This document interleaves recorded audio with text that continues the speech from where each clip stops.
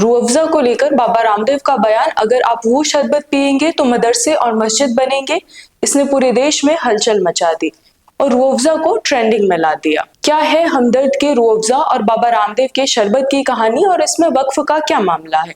क्या सच में शरबत जिहाद है या हमेशा की तरह मार्केटिंग के लिए बाबा रामदेव की बिजनेस स्ट्रैटेजी? बाबा रामदेव और हमदर्द के शरबत में आयुर्वेद वर्सेस यूनानी का क्या मसला है? और बाबा रामदेव के नफरती बयान और राजनीति का इसमें रोल, इन सब सवालों को हम वीडियो में आगे विस्तार से समझेंगे। ये वीडियो अलग अलग पार्ट्स में बनी है, इसलिए आप डिस्क्रिप्शन में सवाल देखकर अपनी सुविधा के अनुसार स्किप करके भी देख सकते हैं। नमस्कार। गर्मियां आते ही हर घर में शरबत के बोतल की भी एंट्री हो जाती है। आमतौर पर यह शरबत हमदर्द का रूह अफ़ज़ा होता है। हालांकि पिछले कई सालों में कई अन्य कंपनियों ने भी अपने शरबत बनाए हैं, लेकिन रूह अफ़ज़ा को टक्कर नहीं दे सके। इसका एक कारण ये भी है कि रूह अफ़ज़ा सबसे पुराना है। हमदर्द का ये शरबत 1907 से हमारी गर्मियों का हिस्सा रहा है, लेकिन इस साल की कहानी में थोड़ा सा ट्विस्ट है। अप्रैल में जैसे ही तेज गर्मी बढ़ती है, शरबत की याद आती है। वैसे ही योग गुरु बाबा रामदेव अपना पतंजलि ब्रांड का गुलाब शरबत लॉन्च कर देते हैं और लॉन्चिंग वीडियो में ही हमेशा की तरह कंट्रोवर्सी कर देते हैं। बाबा रामदेव बिना कंपनी का नाम लिए बोलते हैं, एक कंपनी का शरबत पीने से मस्जिद और मदरसे बनते हैं, हमारा शरबत पीने से गुरुकुल बनेंगे और भारतीय शिक्षा बोर्ड आगे बढ़ेगा। इसे बाबा रामदेव से भी सुन लेते हैं। जहर।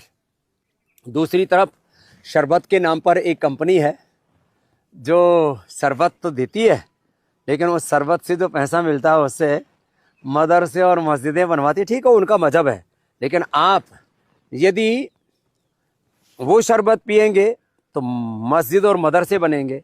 और पतंजलि का गुलाब का शरबत पीते हैं आप, ये शरबत पिएंगे आप तो गुरुकुल बनेंगे, आचार्य कुलम बनेगा, पतंजलि विश्वविद्यालय, भारतीय शिक्षा बोर्ड आगे बढ़ेगा।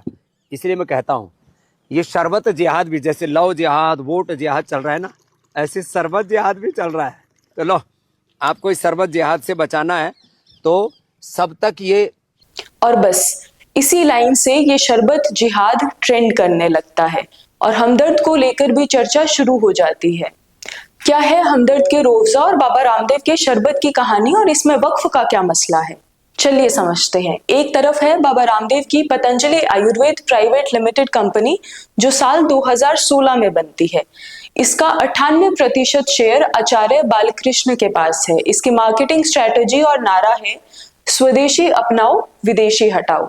2018 में रामदेव ने यह घोषणा की कि हम अपनी पतंजलि कंपनी को नॉट फॉर प्रॉफिट बनाना चाहते हैं। उन्होंने एक पतंजलि सेवा ट्रस्ट बनाया, अभी तो वो फॉर प्रॉफिट है, लेकिन इनका ये कहना है कि हमारी कंपनी अब योगा कैंप चलाएगी, अस्पताल चलाएगी, गुरुकुल चलाएगी, सोलर पावर प्लांट चलाएगी और इंफ्रास्ट्रक्चर में इन्वेस्ट करेगी। पतंजलि का गुलाब शरबत अब मार्केट में कैसे क्या जगह बना पाता है ये तो टाइम बताएगा, लेकिन इसके पुराने प्रोडक्ट्स आप इस्तेमाल करके देख चुके हैं। आपने ये भी सुना होगा कि पतंजलि के बहुत सारे प्रोडक्ट्स टेस्टिंग में फेल रहे हैं। हालांकि बिजनेस के मामले में तो बाबा रामदेव ने कोरोना महामारी का टाइम भी नहीं छोड़ा था। बिना रिसर्च के ही सबसे पहले स्वदेशी दवा प्रोजेक्ट कोरोनिल लॉन्च कर दिया। इसके चक्कर में बाबा रामदेव को सुप्रीम कोर्ट से खरी खरी सुनने को भी मिली। इतना ही नहीं, अखबारों में माफीनामे छपवाने के बाद में पीछा छूटा, लेकिन इसके बावजूद बाबा जी उसी तरीके से सनसनीखेज ब्रांडिंग आइडियाज मार्केट में लाते रहते हैं। अब बात करते हैं हमदर्द और इसके प्रोडक्ट रूह अफ़ज़ा की और इसमें वक्फ का क्या मैटर है। हमदर्द लैब्स 1906 में दिल्ली में बनी। ये एक यूनानी मेडिकल सिस्टम की कंपनी है।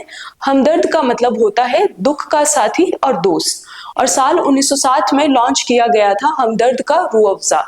इसका उद्देश्य था गर्मी में लोगों को राहत देना और डिहाइड्रेशन को दूर करना, लेकिन इसने दवा के रूप में नहीं, ठंडे पेय पदार्थ के रूप में मार्केट में अपनी जगह बनाई। हमदर्द दवाखाना की शुरुआत हकीम हाफिज अब्दुल मजीद ने की थी। आजादी के बाद रूह अफ़ज़ा भारत में तो लोकप्रिय बना है, पाकिस्तान और बांग्लादेश में भी गर्मियों की ये पसंदीदा ड्रिंक माना जाता है। ये कंपनी साल 1948 में वक्फ संस्था यानी नॉन प्रॉफिट ट्रस्ट बनी। इनके प्रॉफिट का 85% हिस्सा हेल्थ केयर, यूनानी हॉस्पिटल्स, स्कूल्स और वेलफेयर प्रोजेक्ट्स में जाता है। क्या सच में शरबत जिहाद है या हमेशा की तरह मार्केटिंग के लिए बाबा रामदेव की बिजनेस स्ट्रैटेजी? शरबत जिहाद सुनने में जितना अजीब लगता है, असल में समाज पर ये उतने ही खतरनाक तरीके से असर डालता है। बाबा रामदेव हमेशा की तरह धर्म का सहारा लेकर अपने प्रोडक्ट को हिंदू पहचान देकर उसके जरिए बेचने की कोशिश कर रहे हैं। जैसे बाबा रामदेव की ओर से अपनी मार्केटिंग के लिए गाय का भी इस्तेमाल किया जाता रहा है।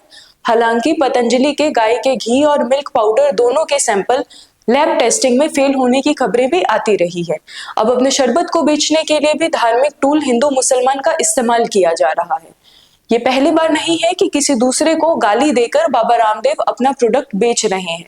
आपको याद होगा, बाबा रामदेव जीन्स को वेस्ट का बोल के खूब गरे आते थे, लेकिन बाद में स्वदेशी पतंजलि के जीन्स भी वो मार्केट में लॉन्च कर चुके हैं। अब जानते हैं पतंजलि और हमदर्द के शरबत में आयुर्वेद वर्सेस यूनानी का क्या मसला है। आयुर्वेद और यूनानी ये दोनों पारंपरिक चिकित्सा पद्धतियां हैं। दोनों में ही इलाज के लिए देसी तरीकों का इस्तेमाल होता है। दोनों में दवाओं को बनाने के लिए प्राकृतिक चीजों और जड़ी बूटियों का इस्तेमाल किया जाता है। अब जिसे बाबा रामदेव प्रमोट करते हैं वो है आयुर्वेद, और जिस चिकित्सा पद्धति पर हमदर्द काम करता है वो है यूनानी।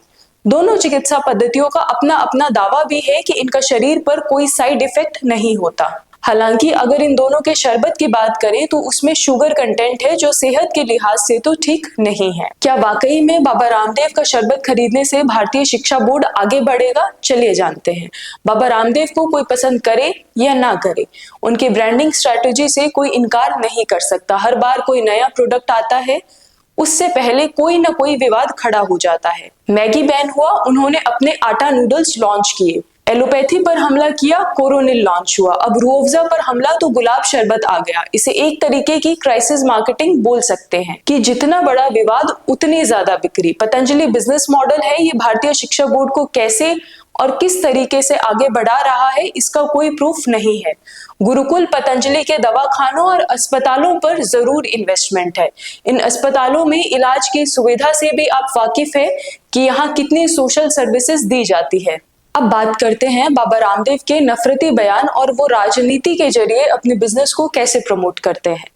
पतंजलि और बाबा रामदेव की सत्ता से नजदीकियां जग जाहिर है। जीएसटी छूट, सरकारी प्रमोशन, मीडिया कवरेज, और ये बात भी आप बखूबी समझते हैं कि वर्तमान राजनीति में धर्म का कितना इस्तेमाल किया जा रहा है।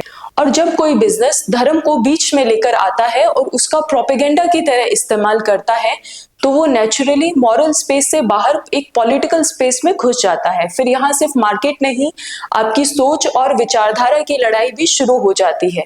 और जब आपके ऐसे बयान आते हैं कि उनका शरबत मस्जिद बनाएगा और हमारा मंदिर, तो आप सोचिए, आप शरबत बेचकर मन को ठंडक का एहसास करवाना चाह रहे हैं या लोगों के दिलों में नफरत की आग लगा रहे हैं। मेरा नाम कविता बिश्नोई है। इस पूरे विवाद को लेकर और शरबत के साथ आपकी क्या मेमोरीज है, आप हमारे साथ कमेंट्स में इसे शेयर कर सकते हैं।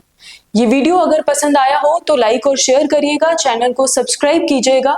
मिलते हैं नेक्स्ट वीडियो में नई जानकारी के साथ।